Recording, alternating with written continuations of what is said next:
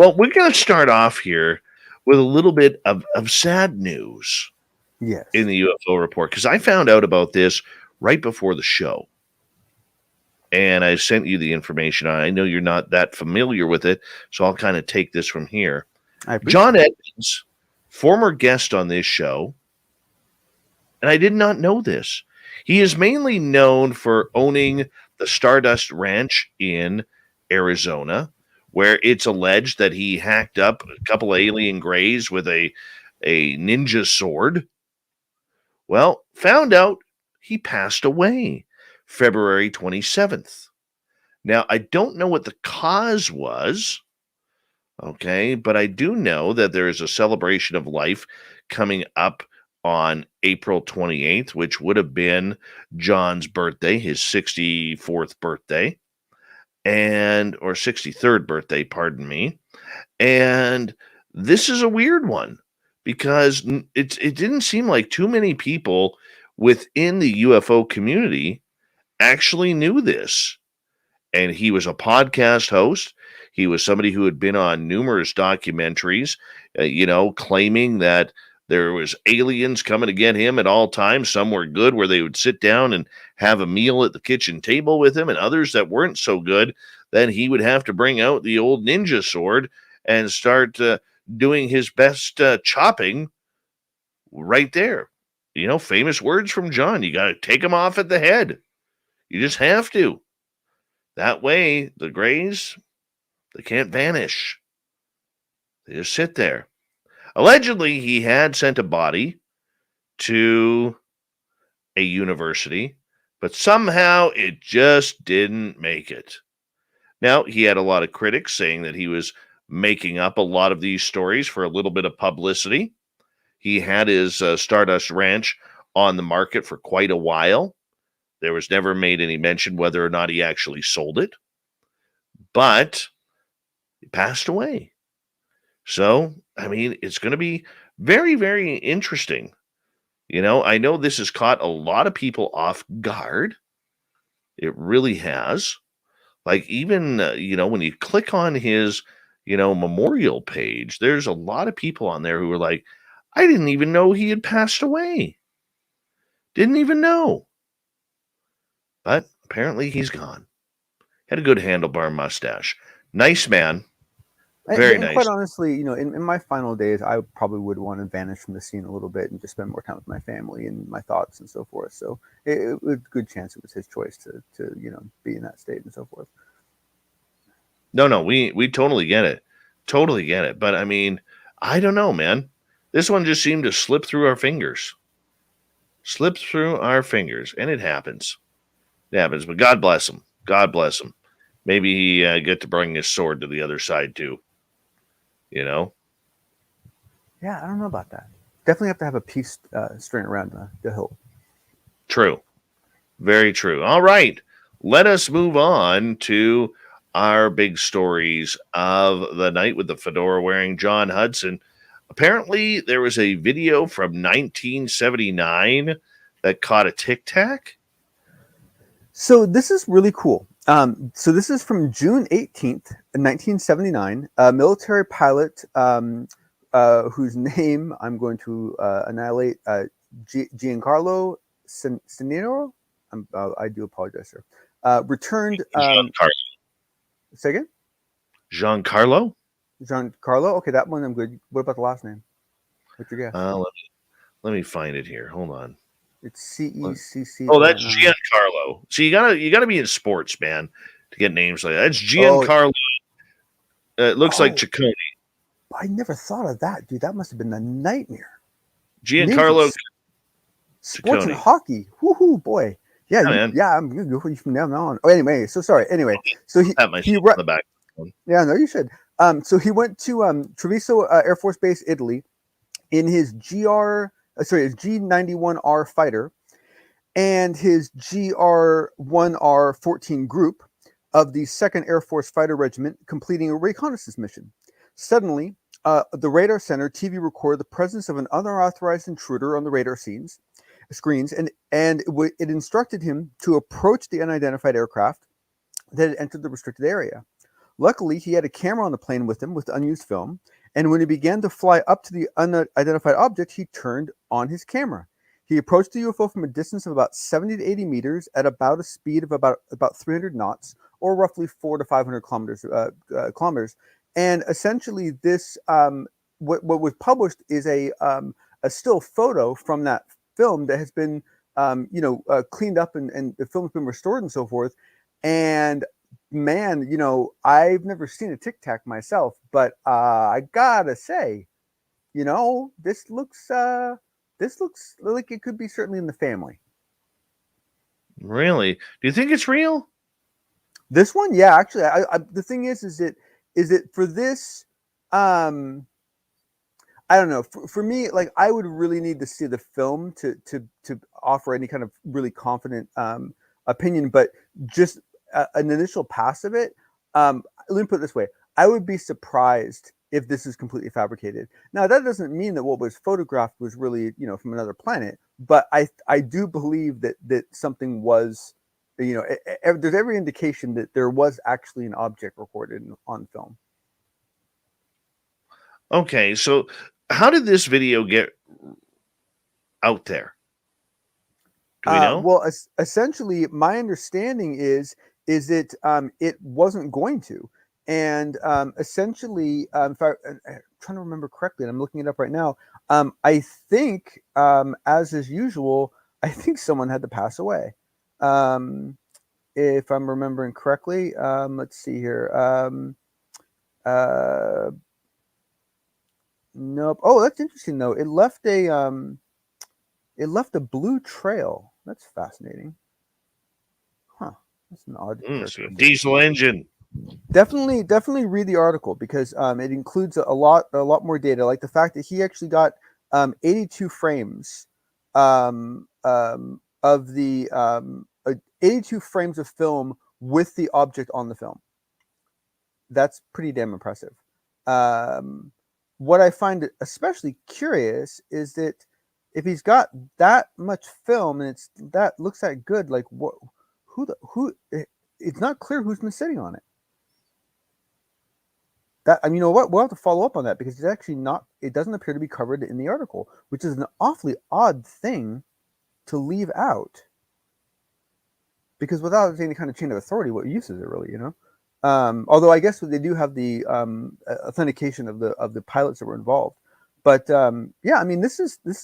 But see, to me, this speaks once again to what has been bugging me now for a couple months, and that is that I keep thinking that there's some silver bullet event that's going to happen that's going to make everyone wake up, and then you start realizing that in the past there have not just been like one or two silver bullets. There's been like a whole magazine full of silver bullets, and each time these amazing things have happened, and nothing's changed.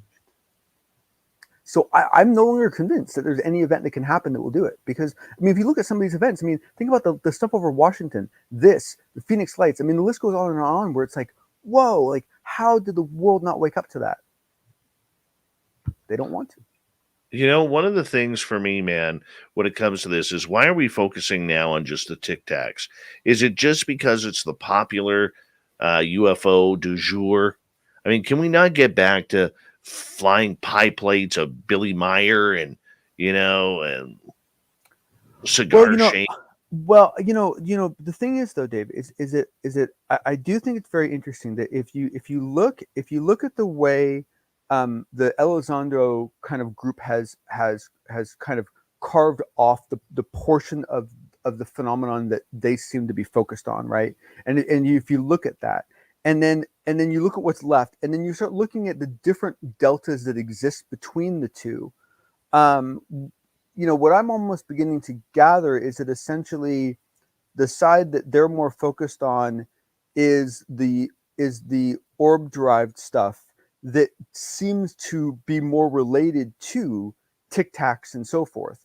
In that, essentially, I mean, it's been. I mean, I don't have any way of confirming what I'm about to say, but that's essentially what I've been told.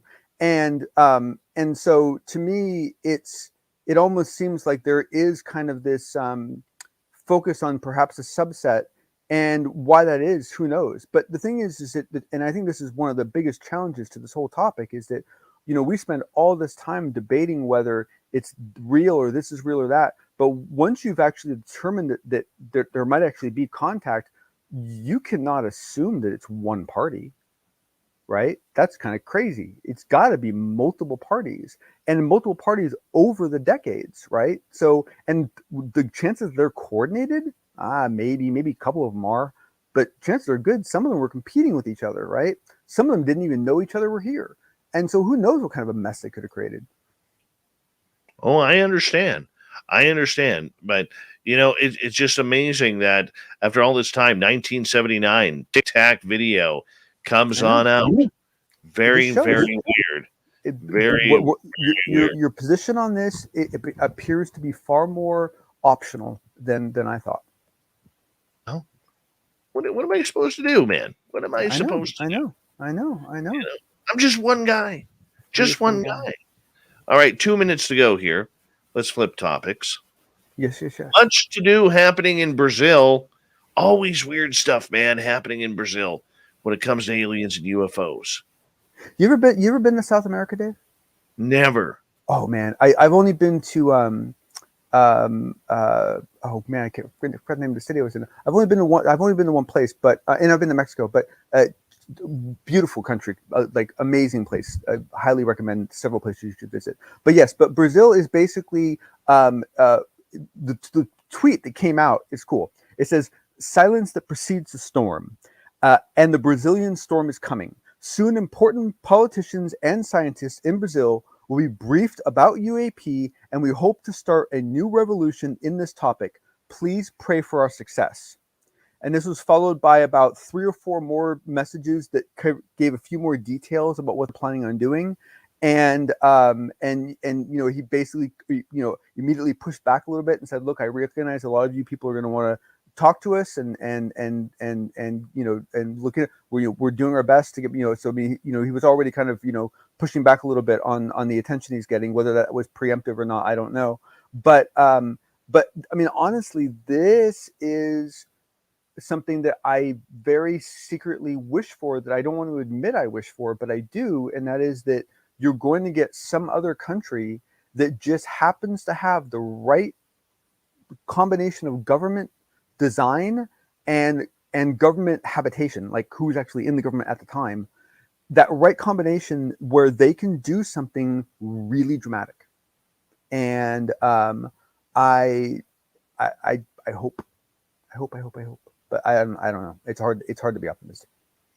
Well, you know what? We're going to carry this over here when we come back from the break at the bottom of the hour, because Brazil is a very, very interesting conversation, man.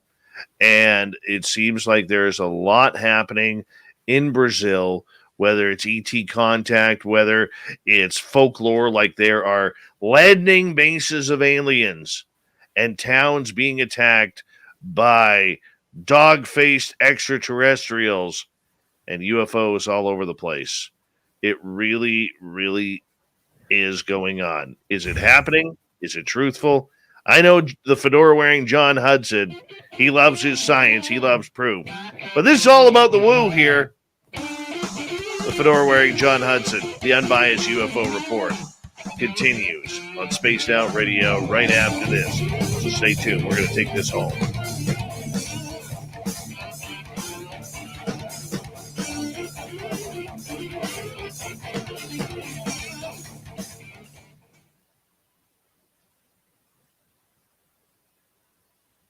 All right, we're clear, buddy. Cool. Isn't it sad? I couldn't remember what country I'd been to in South America. Some problems when you travel a lot for work is it all blends together. I used to wake up in hotel rooms, and I wouldn't know what country I was in. It was really funny. It's a very odd experience. Very cool. And the problem is that all the ceilings look the same, So like it doesn't help to look at this. Well, I mean, there's just not a lot of difference, right? I mean, like a Hilton ceiling in Taipei doesn't look any different than a Hilton ceiling. You know what I'm saying? Like there's no like specific unique thing that really draws your attention to what country you're in. Sometimes the language that comes out of the alarm clock helps. Sometimes not, though. Sometimes they're nice and they do it in English, and then it doesn't help because you have no idea.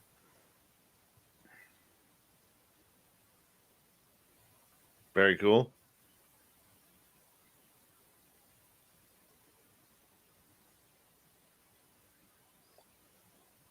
Debating whether I'm hungry.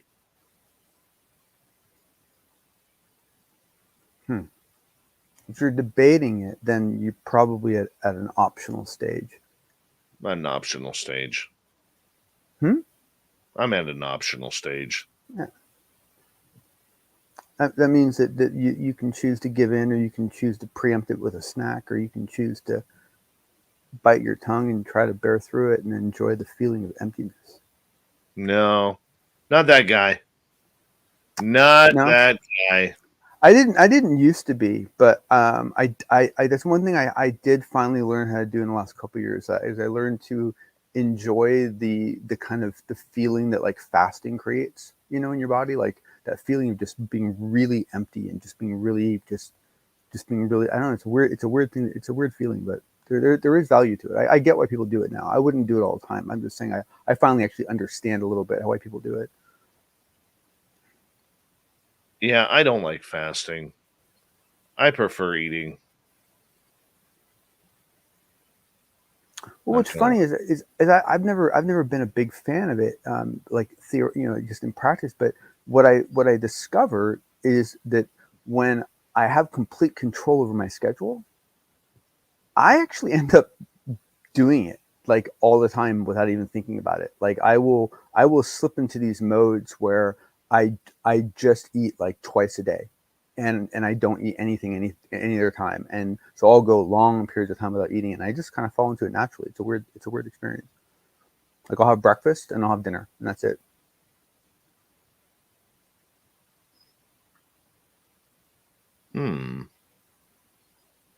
All right, let's next one is there's some value to fasting. There is. I don't recommend it unless it's something you really want to do. Not easy. No. Dave doesn't fast. He just doesn't fast.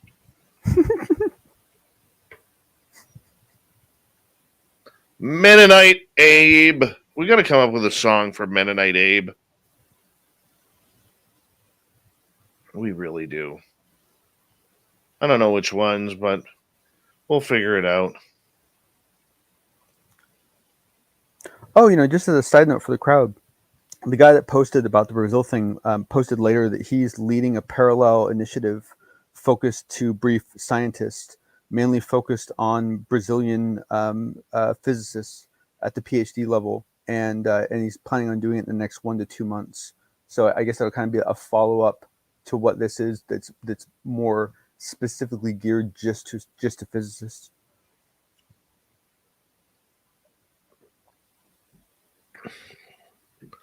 Very cool. Nice shirt. Oh, me? Oh, yeah, thanks. My wife got it for me for Christmas. Never go wrong with a little Millennium Falcon. Oh, hell no, man. Love those movies. We got like 40 seconds. Big thank you to Nicholas, Rob, Manny, Fabster, and Liliopatra for the amazing super chats tonight. Very much appreciate you. Very much. Thank you very much.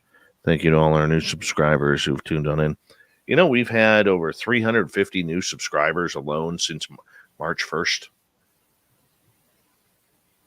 That's friggin' cool. It's friggin' cool. It's very cool.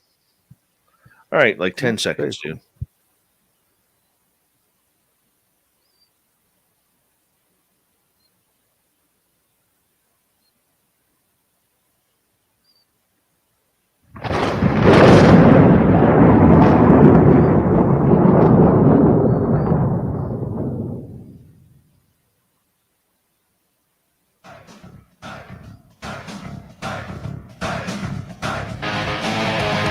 We rounded third. We're heading for home tonight on Spaced Out Radio. Good to have you with us. My name is Dave Scott. Very much appreciate earning your listening ears. Want to remind you, if you've missed most of this show or others, check out our free archives at youtube.com/Spaced Out Radio. Do old Davey the favor. Hit that subscribe button. Our website is spacedoutradio.com. We have a plethora of features for you. Rock out to Bumblefoot, read Shirky Poo's Newswire, check out our swag as well. Follow us on Twitter at Spaced Out Radio, Instagram at Spaced Out Radio Show, and on TikTok at Spaced Out Radio. We continue on tonight with the Unbiased UFO Report. The fedora-wearing Jon Hudson is back, and we're going to head over to the Pentagon, where the AOI MSG, where if you head to our store, we have SOR MSG shirts available. I still love that one, SOR MSG. I think it's great. I do. I do too. Well, they got some money. They got some money coming along, John. Yes. Well, I mean, we don't know exactly. So this is essentially the point in the process where things happen, right? So this is the point where the bulk money for the bill has been approved. Okay, so the actual dollar amount that they asked for the entire bill has been approved. Now what happens is they go back to the negotiating table within all the people that are impacted by the bill, hopefully, probably more likely just a few people that wrote the bill to get to control everything. And then they will decide basically how to divvy up all that money. And that is where the fight begins, where they will essentially, people have to kind of, I mean, I don't know if they have to, but I'm assuming they can, if they choose to, plead their case. I've never actually been part of that whole process, so I don't know exactly how it works. But my assumption is that you can essentially, make it, plead your case for it. But, until we know exactly, as we heard before with, I forget which program it was, if it was ATIP, I think it was ATIP. It was one of the programs where essentially they had funding secured and a different program took their funding. Well, for over a 1 quarter period, right? That kind of stuff does happen. So, we do have to be mindful that this doesn't guarantee they get funded, but it's as close to it as we've gotten so far, without a doubt. Well, that's very cool. Okay. It is. So this is a project that was signed, this omnibus bill that was signed in, including $782 billion for defense. Yes. Holy cow. That is more than most countries' GDP. Yes. Yeah. But what's really funny about it, Dave, is that, if you think about it, like, in theory, that all comes from tax money, and all that stuff has to be bought from American companies in America. All the money goes back into American companies, which then pay Americans, which then pay taxes, which then it's kind of like money laundering in a way, in a bizarre sort of natural, perfectly legal way. Well, very true. But do we know how much of that money is going to be put towards UFO study? Sadly, no. I mean, we do have some comments. And this was all gathered by Christopher Sharp over at Liberty Times. So thank you again, Christopher. Basically, one DoD source stated, "We are finally at the point where the future of the AOI MSG, I got to practice that, is forced to be determined." So basically, saying what I just said, although more succinctly than I did. Congressman Tim Burchett stated, "I would not be surprised if the Pentagon's upcoming report shows its investigation is behind schedule." So you already have people kind of taking a rub at it, which actually that's a good sign. That's a healthy, politics thing. And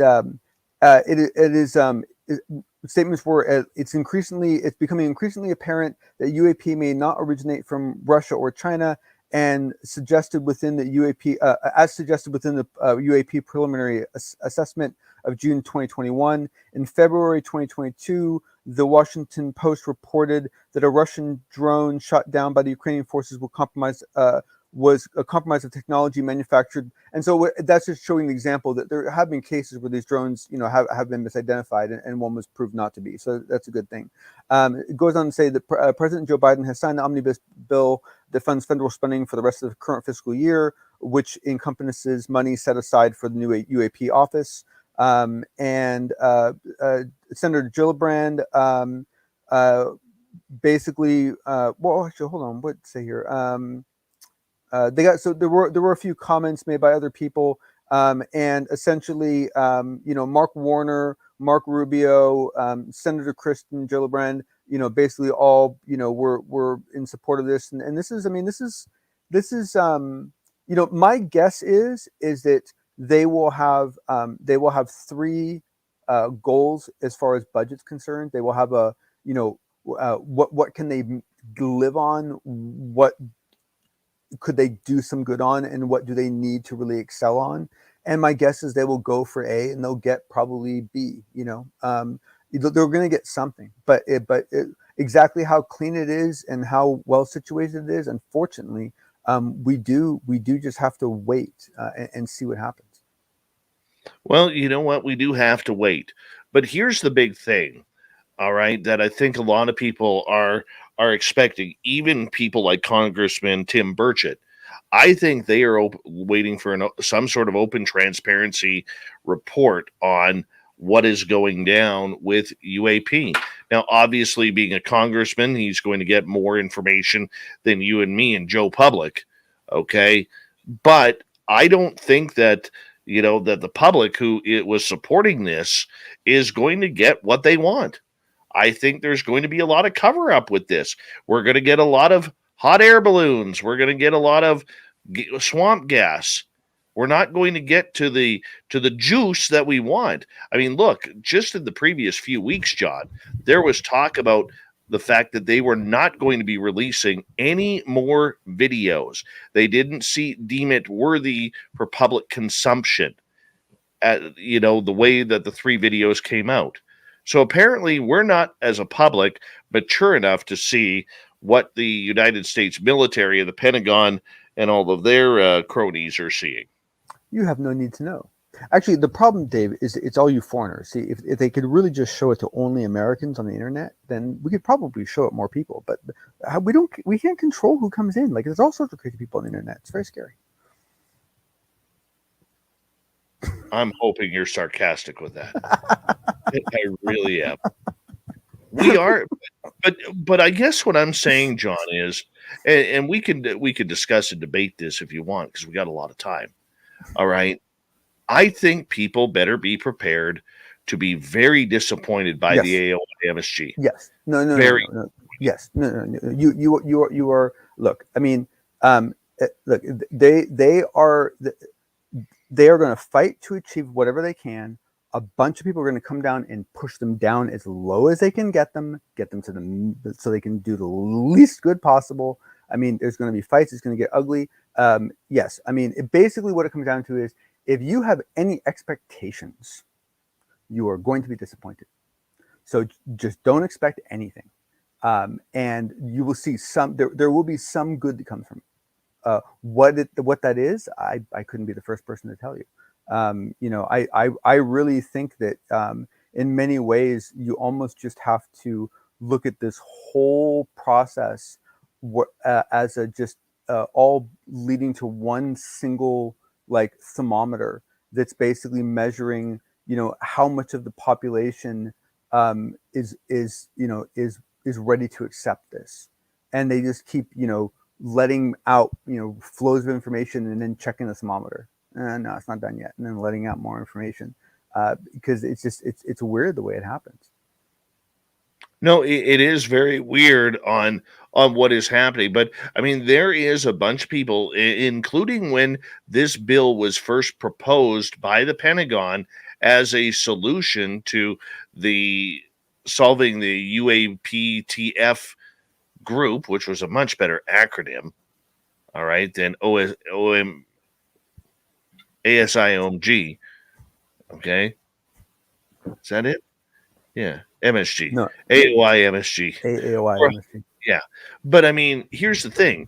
The UAP task force, one of their goals, if we listen to people like Marco Rubio and Burchett and everybody at the beginning, was transparency.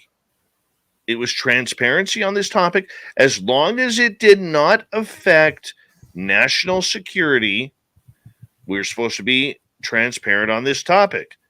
AOI MSG did not want that in coming from the military and the Pentagon. They want to put everything back under the rug, like we're going to party like it's 1949 once again, and just shut up about this subject. Let the tinfoil hat conspiracy theorists get back to what they are best at doing, and that is talking woo. That's what they wanted. They want to say goodbye to Elizondo. They want to say goodbye to Sean Cahill. They want to say goodbye to Chris Mellon. That's the reality of what we're seeing here. And a lot of people may not like it, but that's the truth. That is why, whether you like Elizondo or not, or Mellon or Cahill or any of the sorts, even Ryan Graves, the former fighter pilot, they need to be able to use their insider sources to keep the pressure on. Now, the flip side to this is what we were talking about the last 24 hours, and what we even talked a little bit about with Merle and Rebecca earlier tonight, which is this. What if the phenomena is so scary that they feel the American public, therefore the world public, is not ready for what the phenomena is really about? I don't think that and what you said before about the phenomenon being about all of us can also be, I don't think those two things can be true at the same time. Well, that's fine. How could it be? How could it be? I don't know. It's not my job to know. My job is to pass on information. Fair enough. No, totally. No, totally. And when I have somebody high up giving me that information, who's more in the know than any of us ever will be, I'm going to trust it. Yeah, the part of the big question is that the like, what is the mandate of this organization? And part of one of my concerns is that this is being set up as what I understand is a permanent office, and maybe I think of organizing groups too logically for government, but to my mind, permanent offices would be created to manage permanent issues, and temporary offices would be created so if the goal is for them to go answer one question, this probably isn't the setup for that, right? This seems to be an organization designed to maintain something, and I don't know if the goals of that maintenance is necessarily in line with your goals or anyone else's for that matter. I mean, I'm not really sure exactly. I mean, do we know, for example, and maybe we do, and maybe just it was more clear to someone else when they read it than it was to me. But but to me, there doesn't seem to be well, I guess there was in a way. I was just thinking, to me, it doesn't seem like there's an easy way to end it where they are able to come to some conclusion. I'm not saying that's likely, but I'm just saying that kind of implies that this is set up as a care and feeding sort of situation. But I mean, I would argue that what was said, what you relayed before about it being about all of us, is probably one of the hardest things for anyone to swallow. It is probably the most, probably one of the more honest things that I've heard. In that, I mean, there's ample evidence of the amount of the phenomenon that seems to be affected by individuals. I mean, it's I mean, you even take, I wish I could find it, man. There was this amazing guy that he was on Coast to Coast, and he was a police detective up in Canada, and he worked for a large group, and I remember, I think it was in British Columbia or something like that, but he worked for a pretty large police force. And basically what he said was that poltergeists were a tax burden on the people, because when poltergeist would happen, they would call the police. The police would investigate. It would happen for like 2 weeks, and then it would fall back down again, and it would happen over and over again. And there would never be any like physical appearance of anything. It would just be like things moving and so forth. And so it was he came to the same conclusion a lot of other people have come to, which is that poltergeist activity is usually centered on one of the children in the house. And I mean, we've seen multiple people with that hypothesis. We've seen interesting evidence for it. And I would argue that essentially if the hitchhiker effect seems to be tied to an individual, if we see the hitchhiker effect when people claim to see cryptids as well as when people see other things, if we see poltergeist activity that is causing a burden to the police force because of adolescents who are upset, and they see dealing with it in that context to be the better way of dealing with it. I think that unfortunately there's no proof yet, but I think that there's a lot of very interesting, very compelling evidence that there is some common thread between all of it.